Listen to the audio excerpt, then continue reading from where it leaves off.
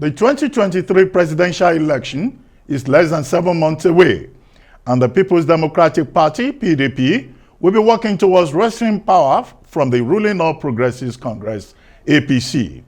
With PDP triumph last weekend in Osun State, the main opposition party will be looking to build on that momentum for the presidential election. Indeed, the standard bearer of the PDP in the presidential election, former Vice President Atiku Abubakar, has been vocal about his plans to unify Nigeria and turn around the economy if he emerges victorious in 2023. To get more insight into his programs, Tundu and I sat down with him yesterday in a no-holds-barred interview, during which he was interrogated on all the pertinent issues most critical to the Nigerian people. Well, without further ado, Arise News is proud to present Atiku's first interview since his emergence as the presidential candidate of the PDP. Sir, thank you very much for agreeing to have this conversation with Arise News. We're talking with the presidential candidate of the People's Democratic Party. And in the course of this conversation, His Excellency Atiku Abubakar will be interested in your vision, in your mission. What plans exactly that you have for Nigerians? I'm Ruben Abati. I'm Tundu Abiola. You're welcome.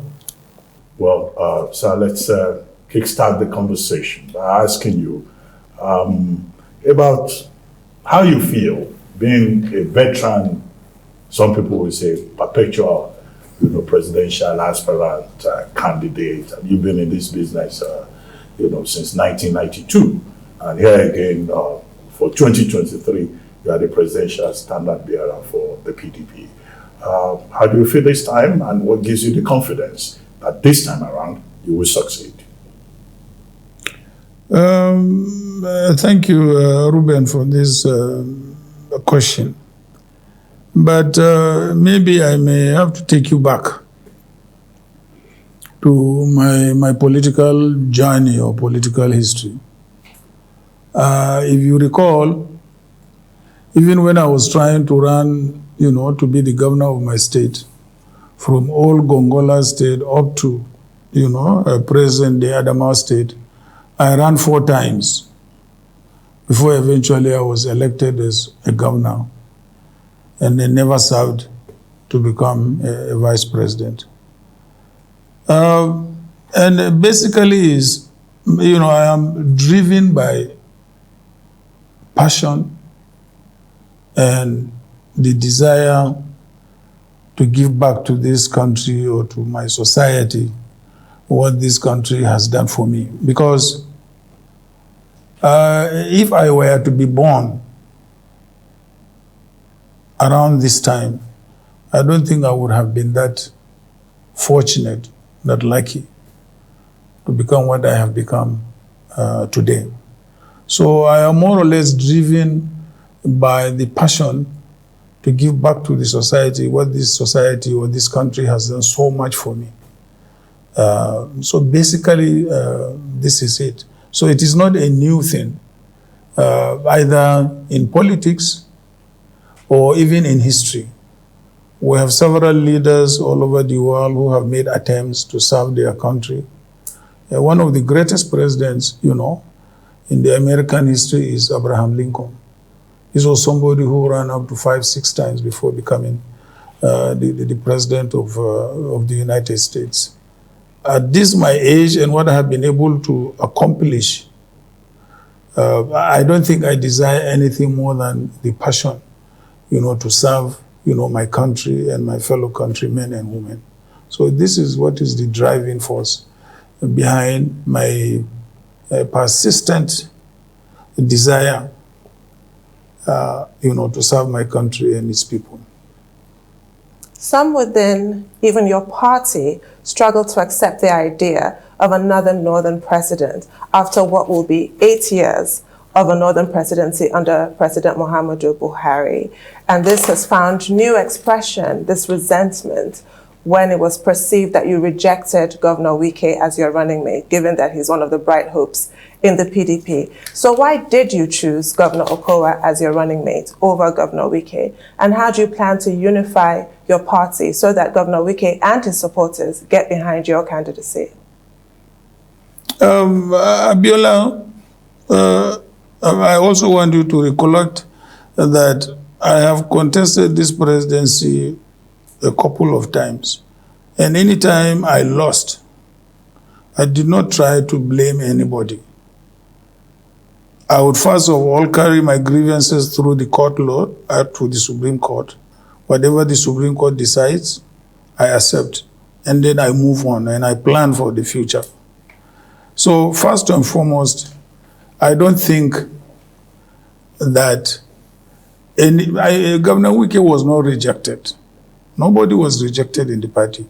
But the point is that you must understand it is the prerogative of the candidate to pick his running mate, a running mate that he believes he can work with amicably and then also deliver, the policies of the party and also try to unify the country. If you can go through history, I was given a ticket in 2007. I picked a Southeastern, an Igbo. I was given a ticket in 2019. I picked an Igbo. And in 2022, I'm given a ticket, and I picked an Igbo man again. Consecutively, this is just to show you my desire to unify the country. So I don't think Governor Wike is a brilliant politician, is courageous, is tenacious. I believe he has a future in this, in the political, evolution of this country. So it is not that, it's not a question of rejection, certainly not. I think it's too harsh a word to say that, we rejected Governor Wike, certainly not. Okay, I'd like to ask a follow-up question. Since Governor Wike and some of his supporters, other governors, started protesting that you should have chosen him because that was the decision that was taken by, a group that was put together by the party with your consent to choose the running mate. And we were told by Governor Samuel Ortom of Benue State that Wike was a choice of about 13 persons out of 17, but then that you jettisoned the report of that committee. And on Arise TV, for a second time, Governor Samuel Ortom has said, well, he is praying to God to determine who he will support. But that if you reach out to Governor Wike, as some people have suggested, and you try to make peace with him, that he will have no problems. So, okay. Would like to know, how far have you gone in trying to reach out to Wike? And are you doing that, if at all you are doing that, out of belief that is relevant to your ticket, or you just do that to fulfill all righteousness? So do you think it's relevant or is inconsequential to what is on the ticket? First and foremost, let me put the records straight. The committee that was set up at my own instance deliberated. There was no vote, and they recommended 3 names because they knew that it was my prerogative to pick any one of the 3. So there was actually no vote. It's not true. Governor Ortom himself chaired that committee. He knew that there was no vote taken. And I have the report of that committee. And the committee said, we are recommending the following. And they recommended 3 people. And out of the 3 people, I picked one. I did not go out of that recommendation. So I think people should be fair to me and should also state the facts. That's one aspect of it. We are reaching out to Governor Wike and we are talking with him. And I believe very soon we will find, reconciliation. In fact, very soon. because we are talking to him and talking to his colleagues, governor colleagues, and I am very, very optimistic, we are going to resolve our internal crisis and move on. So are you saying that Governor Samuel Ortom lied to the public? But what he gave was inaccurate. I can give you a copy of the report that was sent to me. There was no vote in there. There was no records of any vote. Absolutely not. Right, you expressed your consistent preference for running mates from the Southeast, but the agitation initially was that the presidency would be microzoned to the Southeast. No. Which is not correct. That's not PDP. There was nothing like that in PDP. Right. No, absolutely not. But you are aware that there was a general agitation that agitation is different from a decision to microzone. PDP has never sat down as a party to microzone any position.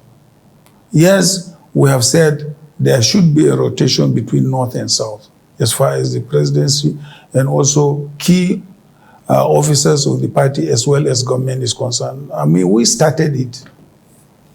We brought that into our constitution, not any other party. Any other party else is just following what we initiated. So we have never microzoned any position to any part of this country. It has always been between North and South. Right. Of course, there has been agitations from the Southeast, because since the return of democracy, they have not produced a president, neither did they produce a vice president. That is of course, quite legitimate. But in politics, you negotiate power. You negotiate power through negotiations, not through cohesion, not through force. That's why it is called politics. So the negotiations from the Southeast were not successful this time. Your erstwhile running mate, Peter Obi, left the PDP and joined another party, is also running for president. How do you think this will affect your prospects, given that the Southeast has always been such a safe zone for the PDP? I really don't expect, the Labour Party to, to take as much votes from the PDP as people are suggesting. We could have seen it in the last elections in Osun State. What is the performance of the Labour Party? This is a party that doesn't have a governor, doesn't have members of the National Assembly, doesn't have state assembly members, and politics in this country depends on the structures you have at these various levels, at the local government level, at the state level, and at the national level.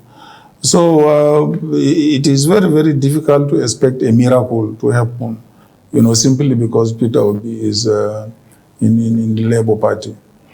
Well, two quick follow-up questions. The first one is... After all, they were saying through the social media they had more than 1 million votes in Osun State.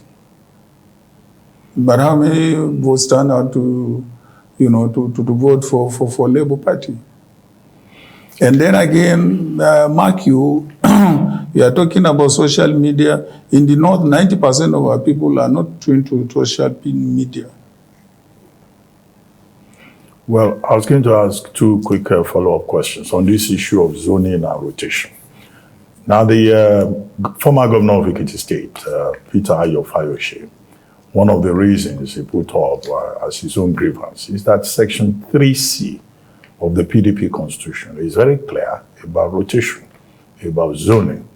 So to people who argue that, they think that the PDP jettisoned its own constitution. That's part of Section 3 that I've quoted, by choosing the presidential candidate from the North, being your good self. So that's their grievance. Now, second follow-up question is that with regard to this, a group or several groups within the PDP are also saying that the chairman of the party, Senator Yochi Aoyu, should step down. That is a matter of honor because he made the promise that he will step down if the candidate comes from the North. Now we have the candidate, your good self, from the North. We have the chairman of the party, also from the North. We have the chairman of the board of trustees, also from the North. So your party members are saying, no, We want fairness. We want justice in the distribution of positions. But you seem to have defended Senator Iyorchia. Are you staying on when you spoke at the rally in Osogbo ahead of the governorship election? You see, this position we have found ourselves is not the first time PDP has found itself. But there is a difference. If the elected president is from the north and the party chairman happens also to be from the north, automatically the party chairmanship reverts to the south. So Ayoshe is reading the provision of Section 3 of our Constitution upside down. We had it before. We have gone through this before. This is not the first time. When the president and the party chairman happen to be from the same zone, automatically, the chairman reverts to the other zone of the country. So that's incorrect. And the second part of your question was about Senator Iyorchia. Are you stepping down? The step is he will definitely, if today I'm elected the president, automatically Senator Ayo steps down. In fact, we had a meeting of the northern zone, all the stakeholders, on the issue of Senator Ayu and also the chairman of Board of Trustees. And we all agreed that if the president is elected from the north, both positions will also revert. And then I think there is also a general misunderstanding. PDP is different from APC. Of course, APC copied some of the things because we are an older party. But they now lump us together. So, and now said, okay, since Buhari is from the north, so even PDP itself, forgetting that in all the PDP administration, the South had the highest number of years when the PDP was in office. So I think we need to separate these two so that we can be very rational in our arguments. But I think also I would like to blame the media for not trying to differentiate between these two issues. Right, I have 3 questions for you, 2 about APC and 1 about Nigeria in general. So since we've talked about Labour Party, we'll talk about APC. What is your assessment of your prospects now that the APC running mate, Asiwaju Bola Tinubu, has chosen somebody from the Northeast in Senator Kashim Shettima? You're also from the Northeast, hence the question. Secondly, what is your view of a Muslim-Muslim ticket and its viability in a time such as this? And thirdly, the disunity that we find ourselves in as a nation. What are your thoughts on that? How did we get here as a country? And what will you do to heal these wounds? We go to that through APC now. We go to that through APC. My fundamental disagreement with Asiwaju since 2007 was on the issue of Muslim-Muslim ticket. That was my fundamental disagreement and departure politically from Asiwaju. Remember, I came out of PDP on the issue of zoning, and together with Asiwaju, we formed ACN, and I was given a ticket in Lagos, and he insisted to be my running mate. And I said, no, I'm not going to have a Muslim-Muslim ticket. And because of that, he switched his support to the late Umaru Yar'Adua. That was the parting point. And of course, it is also a fact that when Buhari emerged in 2015 in Lagos, I opposed a Muslim-Muslim ticket. I opposed it. And my opposition actually reinforced the decision of President Buhari to pick, a Christian running mate. So I have all along opposed that. I don't believe in that. I don't believe it's right for a country, like Nigeria, a multi-ethnic, multi-religious country. There should be balancing of, interests, whether religious or otherwise. And then what was your other point? Your assessment of your prospects in the Northeast, because the APC running mate comes from the Northeast. Well, certainly my prospects are much higher. I think it's an unfair question to ask me because I know that my prospects are much higher. I mean, if you know the composition of the Northeast, you have Borno and Yobe. These are essentially two Kanuri states. And then you have the other states, which are essentially House of Fulani states. So even if people are going to vote on that basis, I think I have a more favorable, this thing from the Northeast. Okay, I was going to ask you about something else, but let me start with Asiwaju Bola Ahmed Tinubu, since you mentioned his name. Yes, in 2007, the two of you were together in the Action Congress of Nigeria. I mean, publicly, the two of you are friends. So how do you feel running against a man who is considered as your ally? Because people are already saying, well, there isn't much difference between the two of them. They are friends. They are like minds. So whoever wins between the two of them is same of the same. But the question I actually wanted to ask is about Ruga and your opposition. What? To Ruga, your opposition to anti-open grazing law in some of the states or in all the states. In 2019, ahead of the election, you complained that this is a violation of the rights of the Hausa Fulani or headsmen to live anywhere, to enjoy the freedom of movement. Now you want to unify the country. And that was a major issue ahead of the 2019 election. Have you had cause to change your position? First of all, grazing or no grazing is not a federal issue. It's a state or regional issue. I have more than 1,000 heads of cattle. They have never gone beyond Adamawa State. So as far as I'm concerned, it is a regional or state issue. This is the facts of the case. So states are at liberty to take whatever measures in terms of law, either for or anti-grazing, as far as I'm concerned. I don't think the Federation should have anything to do with it. And I believe that was even what used to happen even in the First Republic. Yes, in the First Republic, there was a grazing this thing in the northern region because we used to have grazing reserves then in the northern region. But then the region became, split into states. And it is therefore the responsibility of the states. It's a concurrent issue even in our constitution. I don't think we should try to bring about, either legislation or changes at the national level. How about you and Asiwaju Bola Tinubu being same of the same? We are still friends. Of course, that doesn't mean that we will not have political differences. We have been having political differences ever since we became friends.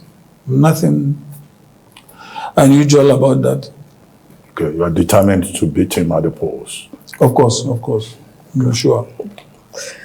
Well, insecurity is another big concern in the country right now. How do you plan to address the violent attacks and kidnappings being perpetrated by Islamic extremists like Boko Haram and ISWAP? And then in the southeast, you have secessionist agitation. You have those enforcing stay-at-home orders every Monday and just causing complete mayhem. I think first and foremost, you have to give every part of this country a sense of belonging because there have been exclusion, to some parts, of this country. Like, I think 2 nights ago, I was arguing before a very, very top government official.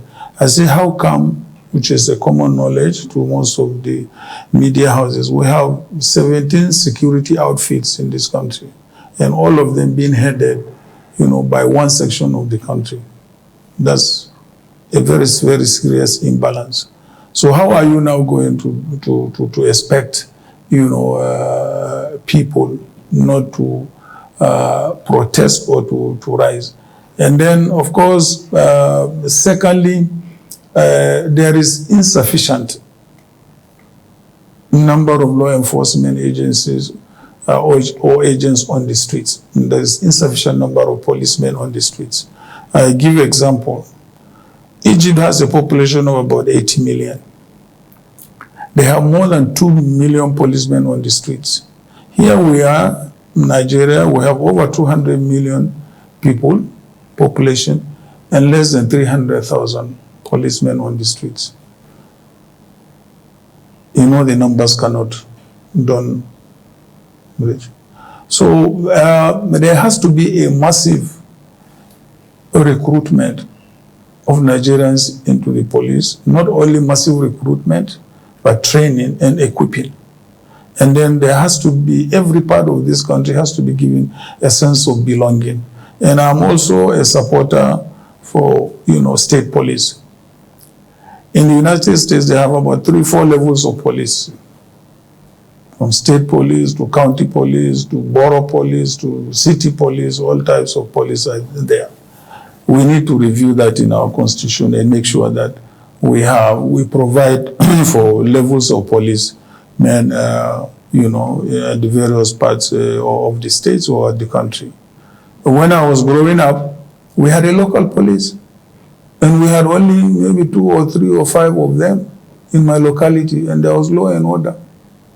But here we are with the Nigeria police, and this same police, you recall, have been deployed, or our own security services have been deployed in Sierra Leone, in Liberia, in other parts of West Africa, and even in other parts of the world.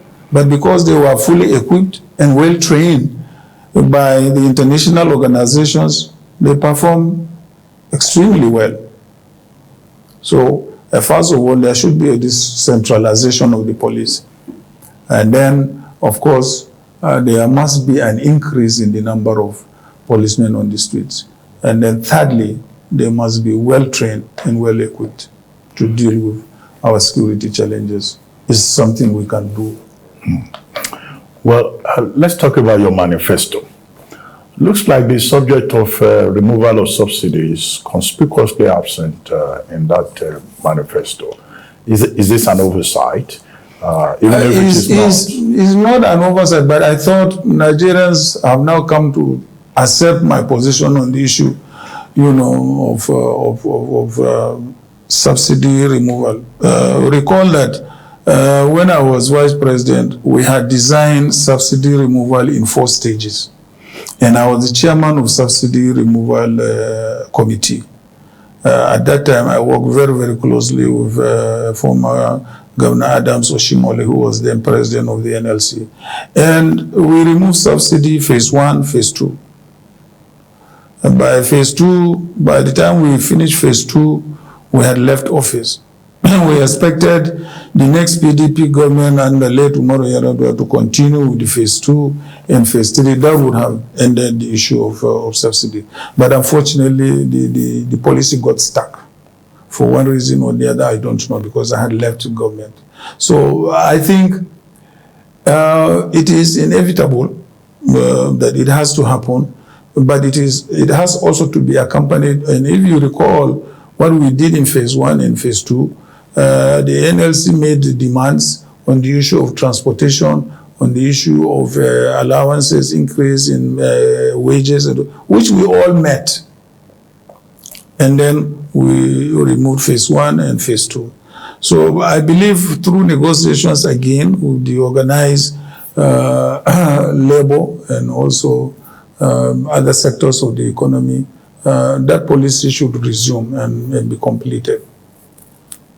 So let's talk some more about your economic agenda outlined in your manifesto, My Covenant with Nigerians. Yes. How exactly do you plan to break government monopoly of infrastructure sectors, which you mentioned in your manifesto, to give private investors a larger role? And also you refer to the current interventionist management of our exchange rate. What would you plan to do differently? What are you promising Nigerians with regards to our exchange rate? But I will support. Exchange rate is a central CBN's policy.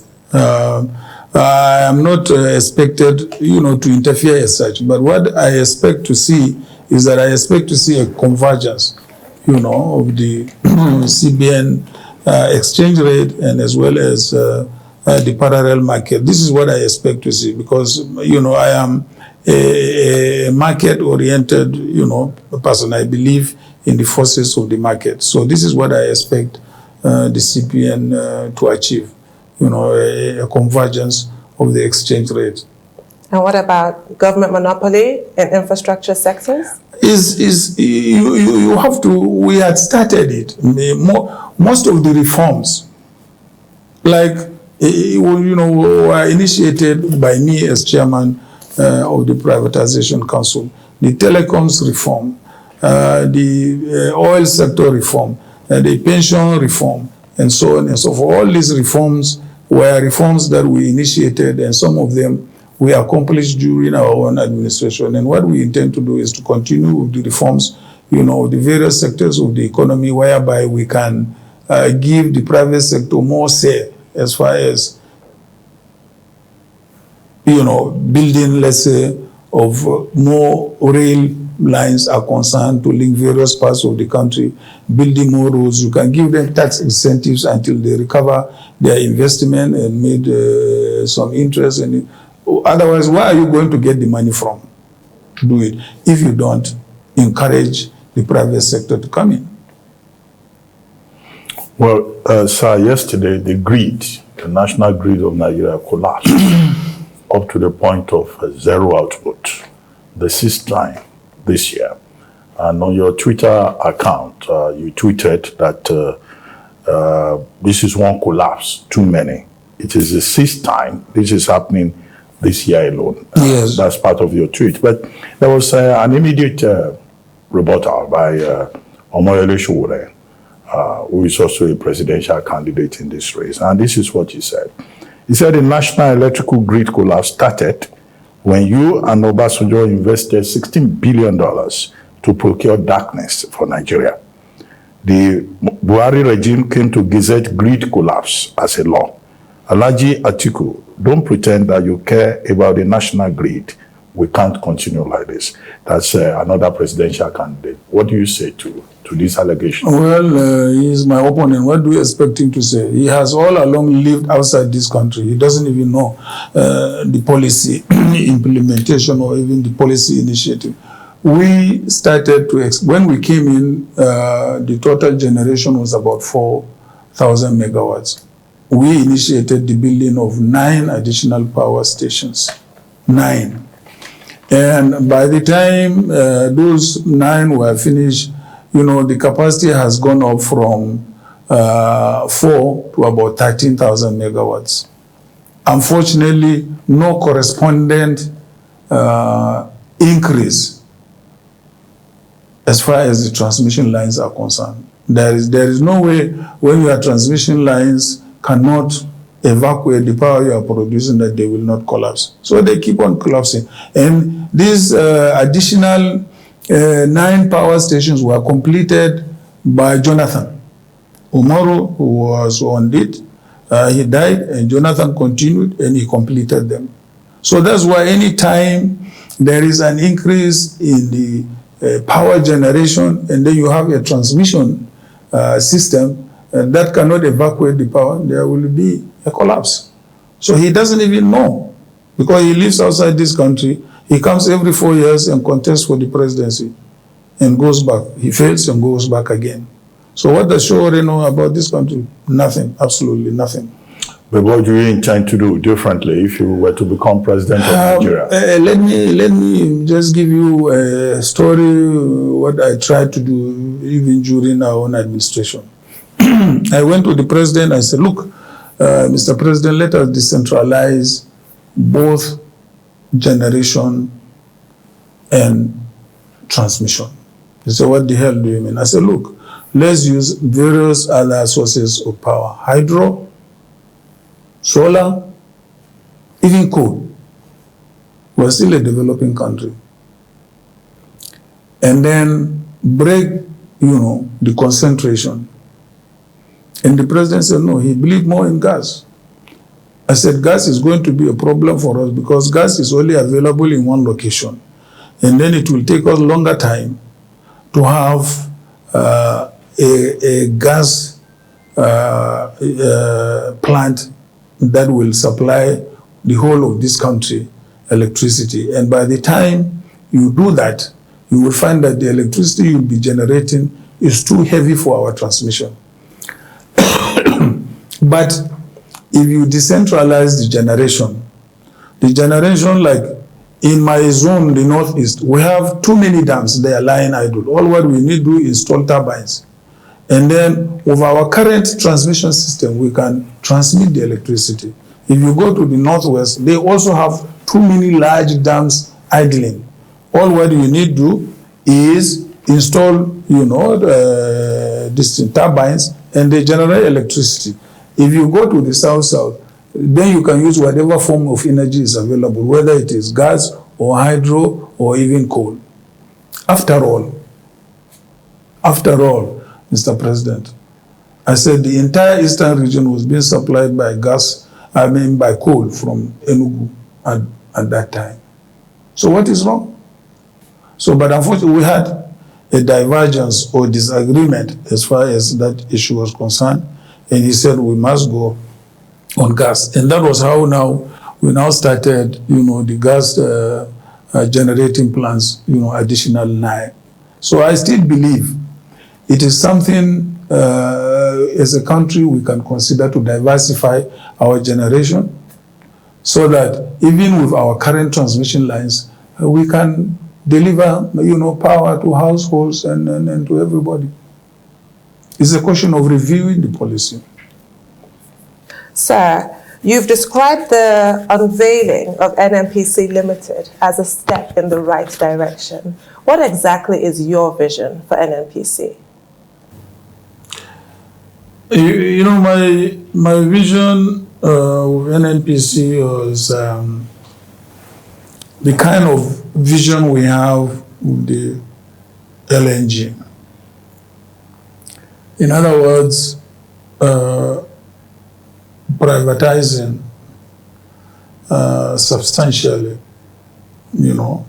NNPC to the private sector in the stock market, so that whereby as many Nigerians as possible, as many people, also even abroad, can acquire shares. This will improve, first of all, transparency, efficiency, and also root out corruption, and then also increase the profitability and sustainability of the sector. Yes, the government has announced that it is started privatizing the NNPC, but a lot needs to be done because it appears that it is being done secretly. In other words, nobody, Nigerians and other members of the international community, have not seen it in a transparent manner. If you ask me honestly, I do not know how it's being done and by whom and what's the scope of the privatization, how much is being privatized and how much is being retained by the government. I recall when we were in office, I invited some oil chief executives, multinational, and asked for their advice. How do we raise, cash for the government? I said, look, Mr. Vice President, even if you sell at that time, not today, if you sell maybe even about 10% stake of NNPC to the international community, you are going to get maybe about 35-40 billion US dollars. And with that money, you can build all the roads, all the railway stations, all the ports, all your infrastructure that you needed to do. And you would have also increased the efficiency and integrity of the oil company. And I, of course, made that proposal, to the president then. And then, of course, that was not, accepted. So I believe, just like the Saudi Aramco has done and raised so much money for Saudi Arabia, which they are using to invest in their 2030 program, that is the kind of thing that I expected to see unveiled. But that's not what we are seeing. We are seeing a very secretive transaction being conducted by the government, and I don't see any element of transparency there. We have seen the transparency that accompanied the Saudi Aramco partial privatization, and we have seen how much money was raised and so on and so forth. We are yet to see, our own. Maybe we haven't got to that stage, I don't know. Well, if we may stay with this subject of NNPC commercialization a little bit more, I'm surprised you say that the process has been secretive, because the group CEO of the new company, NNPC Limited, in all the statements he has made so far, he's talked about transparency. In fact, he says NNPC is no longer transparent. It will be naked, and that accountability will be the watchword. But you say it's an incomplete process. So if you become president of Nigeria, obviously it will be one of the things you will need to deal with. So what will you do differently in terms of reform in the oil and gas sector? The second issue with this NNPC is a concern of the state governors. The NNPC is saying it's no longer going to be making returns to any federal allocation accounts committee, that it will not determine subsidy. It's just a business interested in profit and loss paying to shareholders. But the board, as it is now, where would the interest of the governors come in? Because these governors, these state governments, they depend on FAC allocation on a monthly basis. Do you think that their interest is covered or not? Well, I must be honest with you. I'm as blank. Because other than the announcements, being made by the chief executive of the NNPC or whoever, I have not seen, in actual fact, the state governments or the oil producing areas being taken into account into the process that is currently going on. I have not seen, and I have not heard. So if you become president, will you reverse what has been done? I am not going to reverse, but rather I am going to open it up. In other words, whoever has a stake will be part of this process. Whoever has a stake, for whether oil producing areas, whether states or whatever, should participate in this process and so on and so forth. I don't see that happening at the moment. I only read announcements from the NNPC, that's all. Well, we also have in this country challenges with oil theft and vandalism. How would you address these and just reform the oil and gas sector if given a chance? Again, this is a task that you must bring in the security agencies, from the naval forces to all the security agencies that have been set up. I understand, for the securing, of our oil installations and oil infrastructure. I think everybody is left to do whatever he or she likes without coordination, and also without supervision and without leadership. Well, like this administration, you've also been quoted as promising that you will lift about 10 million people annually out of poverty. And when Nigerians hear that, they say, oh, this is the same old story with all the GDP issues that we have. How do you intend to go about that, lifting people out of poverty and increasing the country's GDP? Oil only maybe accounts for about 20% of our GDP. The bulk of our GDP is non-oil. Basically, you must pay attention to agriculture. Both North and South, agriculture is the mainstay of the economy. You have to promote industrialization and manufacturing. So if you do that, you are going to raise as many millions of jobs as possible. Agriculture, manufacturing, industrialization.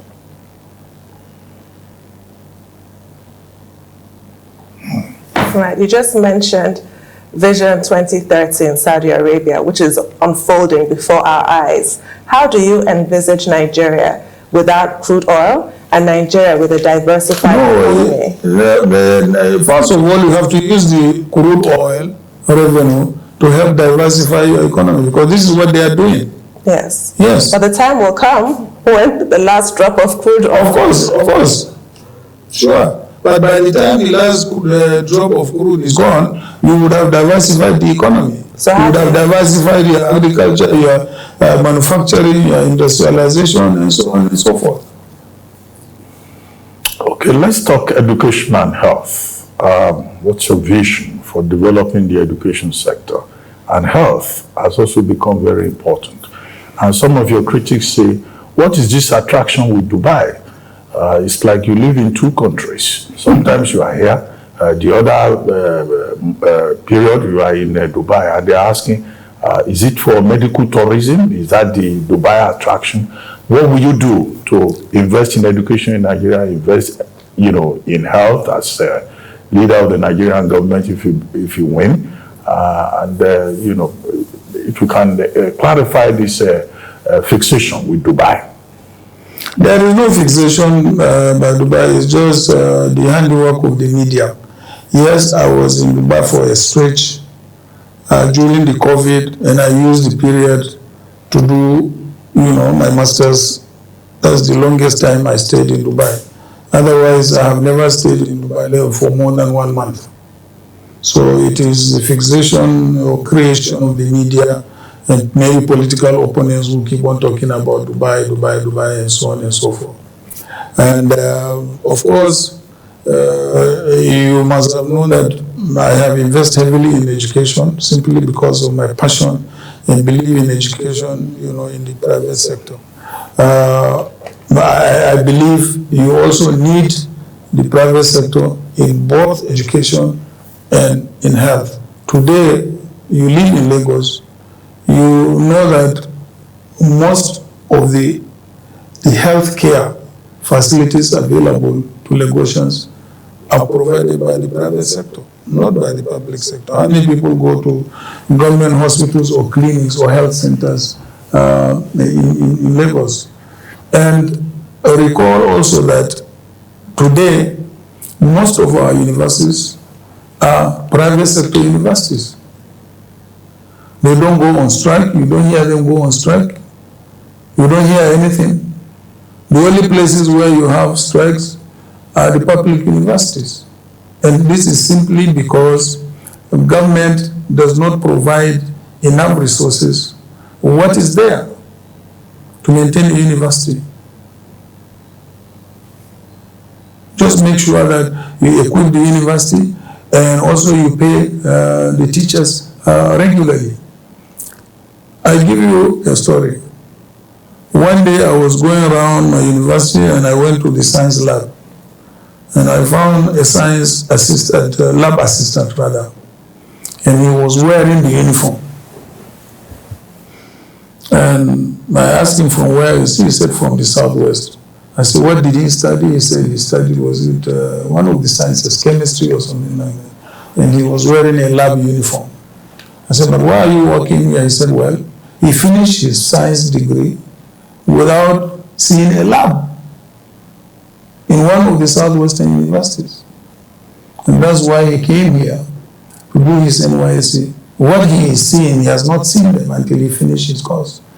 It's just like the foremost saying, what people are saying, that we have graduates of computer who have not seen computers, in the early days, of the computers. So I think it's the issue of investing and make sure those investments really reach where they are supposed to reach. When I set up my university, for the first 5 years, I was giving every student a free computer. After 5 years, I now said, okay, one of the conditions of your admission when you are coming, you must come with your own computer. And this is the type of computer we want. And today, we are the most technologically driven university in the country. Why I'm telling you this is even Google itself has recognized us and flew all the way from the United States to come and visit our university. Because they were trying to find out who are the most countries in Africa that have the highest penetration of internet. They found that Egypt, in North Africa, Kenya, South Africa, and Nigeria. And they were trying to find where in Nigeria is this concentration of this internet penetration. And then they did not find it in Lagos. They didn't find it in Abuja. They didn't find it in Port Harcourt. According to Google, they said they found it in a remote northeastern part of the country. And they said that was a Nigerian scam. And they flew all the way from the United States to Lagos, Abuja. From Abuja, they went to Yola, only to find a sprawling university that is technologically driven in every aspect of our life. They couldn't believe it. They gave us a grant, and they signed an agreement with us, and they left.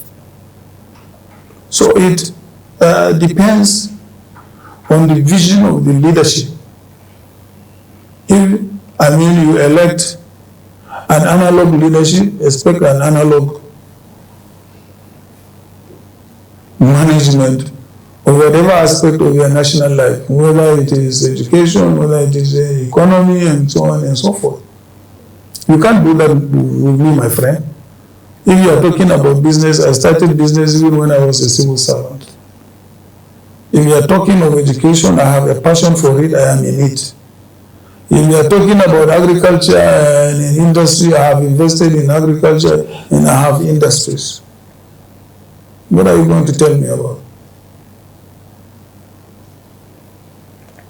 Right. Constitutional reform is a legislative exercise, but the executive wields great influence. How would you use yours to devolve powers and achieve federalism in the areas of resource control and security? I will do it, let me tell you this. Because I will summon the governors, I will tell them these are the reforms I want, these are the powers I want devolved to the states, so they should not go and stop their state assemblies from passing constitutional amendments.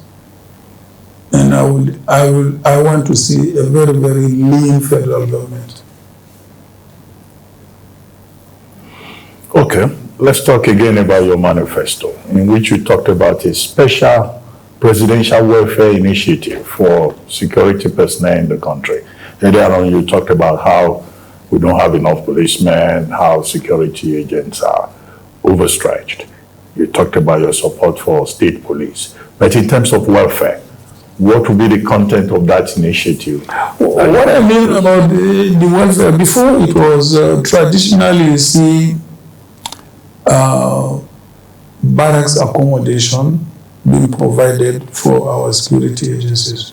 You don't see anymore.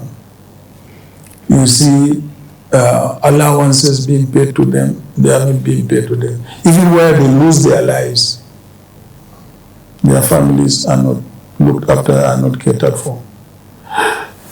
So there are a number of welfare packages that are currently not being provided to our security agencies, who sometimes had to make supreme sacrifices for us, to have peace in our homes and also on the streets, and as well as in our country. So these are some of the special presidential, incentives that I want to introduce into the armed forces and also the security agencies. My intention is really to set up a very, very high-powered committee to look into ways and how we can do that and achieve that without any further delay. Right. Earlier on, you referred to wanting a lean federal government. We all know the issues with corruption, bureaucracy, and waste, or what have you. How exactly will you trim the fat? Can you give us more details to achieve I want to rationalize the agencies of the federal government. There are just too many, and they are doing duplicating the responsibilities. Just too many, them. I want to rationalize them, definitely. And also I want to introduce e-government. Once you introduce e-government, you know how much you are going to eliminate in terms of contact and so on and so forth. I know it's not popular, but I will do it. Well, let me ask you about INEC, the Independent National Electoral Commission. There's been so much talk about the new Electoral Act 2022 and innovations in that regard. In fact, some people attribute the PDP's victory in the Osun governorship election because of reforms, electoral reforms. How much faith do you have in INEC and the new electoral framework? So far, so good. So far, so good. INEC has done well so far. Of course, these are off-season, elections, so they are isolated. So it is much, much easier to conduct very, very free, credible elections because they are off-season elections and they are isolated.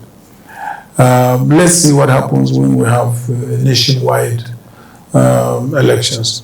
But if anything is to go by from the off-season elections we have seen, then we should expect a better improvement, on the performance of INEC. We certainly hope so. Does Nigeria have a debt problem or a revenue problem? Both. How do you plan to tackle both problems? This issue of debt problem, of course, there are a number of ways we can approach it. We will approach it either through restructuring. Unfortunately, we don't have any more scheme for debt forgiveness. I'm actually reading a paper on it now, on the issue of debt and also revenue. But for sure, we have to deal with these two issues because we are going to inherit a government that is deeply indebted and that has also not expanded, the revenue base as such. So debt and revenue are very, very, very key. Okay, let's go back to the issue of your choice of a running mate. How much is Governor Ifeanyi Okowa of Delta State bringing to the table? And if former Governor Peter Obi did not leave the PDP, will you have chosen him a second time as your running mate, considering how he has gained considerable momentum? Although you say that's social media, but there's something called the obedient movement that is gaining very serious momentum. In your private moments, do you feel sometimes, maybe I should have invited Peter Obi back? But basically, how much is Ifeanyi Okowa bringing to the table? Now, first of all, this is a guy that is very brilliant, very well educated. He started political career from local government to a commissioner, from a commissioner to a senator, from a senator to a governor. So in terms of all political parameters, he really has got the experience. And experience matters quite a lot. As I announced in my statement, I am seeking for a vice president who from day one can be a president. So he is calm. He has acquired a lot of experience. He is intellectually brilliant. So these are some of the reasons why I picked him. So you don't miss Peter Obi? There are two different, people. There are two different people. I know that I don't miss Peter Obi, but unfortunately, Peter did not consult me. We were going on and on and on.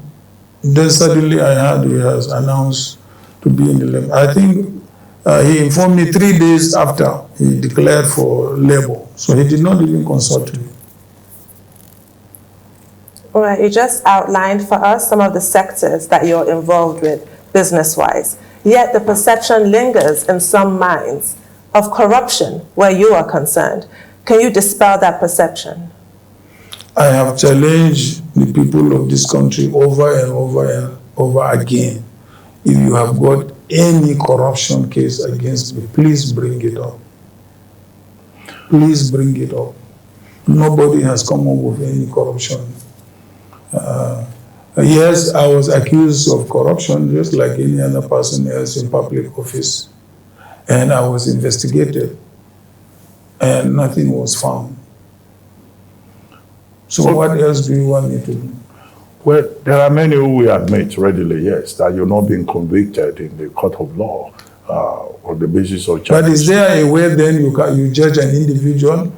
No, the question that they are asking, those who raise the question, they say, well, you are considered one of the wealthiest Nigerians. They want to know, where is that wealth coming from, considering the fact that you were a public officer? And they say, how did you become so wealthy? Unfortunately, the fact that you are a public officer does not stop you from engaging in business. I was telling somebody the very first day I resumed duty at Idiroko border station, I was not even married. What I realized was that one of the most lucrative business ventures then was buying a Peugeot 404, putting bench at the back and conveying passengers between Lagos and Cotonou or Ajashe, Port Novo. And as a young officer, I walked into the ACOA in Apapa. I signed a form for hire purchase, and I took about 5 of them. And I came back to Idiroko, distributed them to drivers, and they were ferrying passengers between Lagos and Port Novo, and I was making my money. So I have been doing business from day one. Okay. If you were a public officer and you were doing business, there is no conflict of interest. The fact that you are a public officer doesn't stop you from engaging in legitimate business. There is no law which says that you cannot engage in legitimate business because you are a public officer. No law. Well, tell me the law. In 2019, you went to Ota. You were, going to consult with your former boss, Chief Olusegun Obasanjo. But this time around, nobody has seen you going to Ota or going to Abeokuta. Do you really have Chief Olusegun Obasanjo's blessing this time around? Have you been talking to him? I've been talking to him. Okay. I've been talking to him. The only thing is that I didn't go after I emerged as a candidate of the PDP. I didn't go to him, that's all. Okay. But do you have his support or you don't need his support? Why would I not need his support? He was my former boss. Why would I not need his support? Of course I would need his support. Do you have it? I assume I have it. You are not sure? Why not? I don't think he has a better person to support than myself because I have his legacy to continue. Well, on that note, we would like to thank you very much. Well, you say we should not call you Alhaji. I think it would be correct to call you Chief Atiku Abubakar. Thank you very much. Thank you for speaking to Arise News. Thank you very much indeed. You're most welcome. Well, that's the presidential candidate of the People's Democratic Party, former Vice President Atiku Abubakar. discussing his plans for Nigeria, amongst other issues that need urgent attention. We also like to extend an invitation to the All Progressives Congress presidential candidate, Bola Ahmed Tinubu, for an interview on our Rise News channel, and we hope he will honor our invitation.